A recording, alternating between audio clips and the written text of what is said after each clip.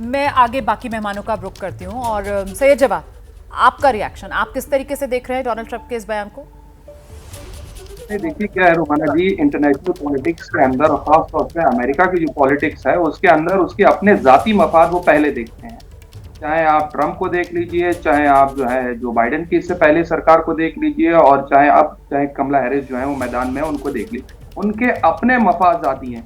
और खास तौर से सेंट्रल एशिया को लेकर के जो कंट्रीज और खास तौर से एशियन कंट्रीज हैं, चाहे उसमें इंडिया हो गई, चाहे पाकिस्तान हो गई, चाहे बांग्लादेश हो गई, चाहे नेपाल हो गई, चाहे उसके बाद श्रीलंका हो गई, जो उनके जाती मफाद को सूट करेगा, जो उनके अकॉर्डिंग चलेगा, वो वहां पर जाकर के अपनी चुनावी स्टंट को वो देते हैं। उससे पहले आपको याद होगा कि जो डोनाल्ड ट्रंप थे उनके साथ हमारे माननीय प्रधानमंत्री जी के एक रिश्ते थे और माननीय प्रधानमंत्री जी गए भी थे वहां जाकर के, उन्होंने कहा था कि अब की बार एक बार और ट्रंप सरकार, हालांकि वो नहीं हो पाया, लेकिन इस बार का जो चुनाव है वो बहुत ज्यादा अलग तरीके से लड़ा जा रहा है। उसका जो नैरेटिव है वो पूरा अलग है। एक तरफ कमला हैरिस को इस तरीके से पोर्ट्रे करेंगे कि हो सकता है वो अपनी नेक्स्ट स्पीच में ये कहें कि आकर के मेरा जो पुराना घर जो है या पुरानी चीजें हैं, मैं तो इंडिया से कनेक्ट करती हूँ और चीजें भी करती हूँ, इस तरीके की बयानबाजी देखने को मिलेगी। हालांकि उससे अगर अमेरिका चुनाव के अंदर देखेंगे बहुत ज्यादा फायदा होने जा रहा है इस वक्त कमला हैरिस को, तो मुझे नहीं लग रहा, क्योंकि मैं इंटरनेशनल पॉलिटिक्स को ज्यादा पढ़ता हूँ, देखता हूँ। जिस तरीके से पूरे आप देखेंगे कि वॉर का एक नैरेटिव चल रहा है, उसको लेकर के जो बाइडेन सरकार है वो बहुत ज्यादा घिरी हुई है और अंदर खाने के अंदर बहुत ज्यादा उनके प्रति नाराज किया गया। चाहे रूस यूक्रेन की जंग को देख लीजिए, उस बड़ा अमेरिका का रोल नहीं रहा है, वो खास तौर से जंगे भड़काने वाला रहा है। और उसके बाद अभी लेबनान के अंदर और इसराइल के अंदर जो वॉर चल रही है उसके अंदर भी अमेरिका की कोई बहुत ज्यादा सक्रिय भूमि नहीं है, फेस सेविंग है। इधर डोनाल्ड ट्रंप को अगर देखेंगे तो डोनाल्ड ट्रंप ने आकर के एक बड़ी वॉर अफगानिस्तान के अंदर रुकवाई थी। सही कहा वोरा साहब ने कि वो एक बिजनेसमैन है, वो जानते हैं कि वॉर से जो है लोगों को नुकसान होता है, चीजें होती हैं और बहुत ज्यादा इकोनॉमी को इफेक्ट पड़ता है। तो जो आज की खास तौर पे जो उन्होंने बयान दिया है हिंदू कम्युनिटी को लेकर के या इंडियन कम्युनिटी को लेकर के, दूसरी तरफ वो ये भी कहते हैं आकर के, खास तौर पे आकर के, जब आपको याद होगा कि प्रवासी जो हैं, जो हमारे यहाँ हिंदुस्तान के अंदर जा रहे हैं, जो कुछ लोग घुसपैठ कर रहे हैं, उसको लेकर भी डोनाल्ड ट्रंप ने एक बार बड़ा बयान दिया था, हमें उसको भी गौर करने की जरूरत है। ठीक है, मैं विनोद बंसल जी का रुख करती हूँ। तो मतलब विनोद बंसल जी, ये जो हिंदुओं से हमदर्दी या हिंदू प्रेम जो डोनाल्ड ट्रंप साहब दिखा रहे हैं, ये सिर्फ अपने फिर चुनावी फायदे के लिए यहीं पर आकर बात सिमटती है? नहीं रोमाना जी, सबसे पहले तो आपको पैनलिस्ट को और सुधी दर्शकों को दीपावली की हार्दिक मंगल कामनाएं।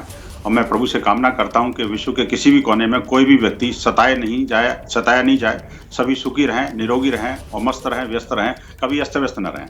और दूसरी बात ये कि देखिए, डोनाल्ड ट्रंप जी की बात जो आपके दो पैनलिस्ट ने बताई, मैं उस बात से काफी हद तक सहमत हूं। मैं कह रहा हूं, देखिए कि हर एक व्यक्ति का अपना स्वार्थ भी होता है, लेकिन मैं कहता हूं कि अगर किसी पीड़ित समुदाय के विरुद्ध पीड़ित समुदाय के साथ अगर कोई खड़ा होता है तो निस्संदेह उसका स्वागत सबको करना ही चाहिए। और जैसे माननीय दीपक जी ने कहा कि भाई देखिए कि जिस तरह से वहाँ अमेरिका की पॉलिटिक्स है और किस तरह से हिंदुओं का दमन विश्व के अनेक देशों में हुआ है और विश्व समुदाय जो है वो शांत रहा है, वर्ल्ड लीडर्स जो है ना उनकी चुप्पी, और खासकर मुझे हैरत तब होती है जबकि वर्ल्ड के जो तथाकथित मानवाधिकारवादी संगठन हैं, यूएनएचआरसी तक नहीं बोला इसमें, और यूएन सेक्रेटरी जनरल किस बिल में सोए हुए हैं समझ में नहीं आता।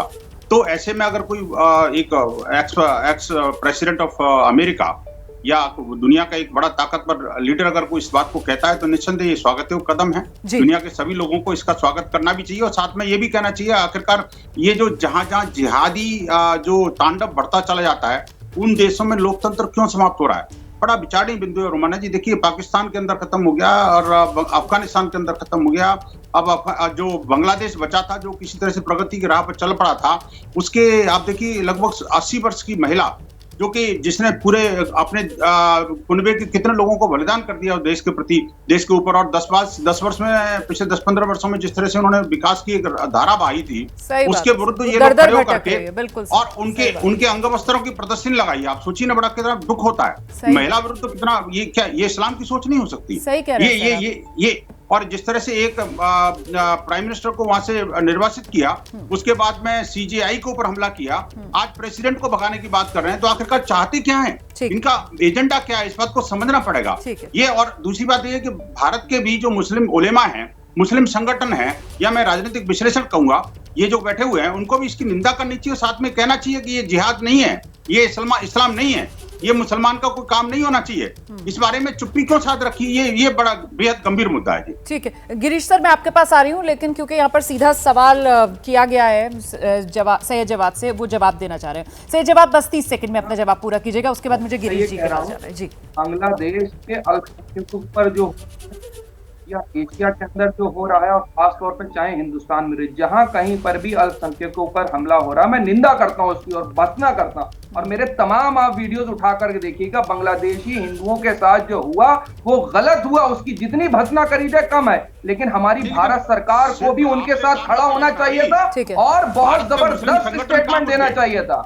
हमारे सरकार को भी ठीक है, नहीं सर, सरकार को मत घसीटिए सैयद जवाद, जलेबी मत बनाइए, सरकार को मत घसीटिए। सरकार ने जो अपना काम है वो किया, सरकार की तरफ से बाकायदा स्टेटमेंट भी दिया गया, और सरकार की तरफ से वहां पर हिंदुओं पर जिस तरीके से बांग्लादेश में हमले हो रहे थे उसको लेकर चिंता भी व्यक्त की गई थी। तो प्लीज पॉलिटिसाइज मत कीजिए।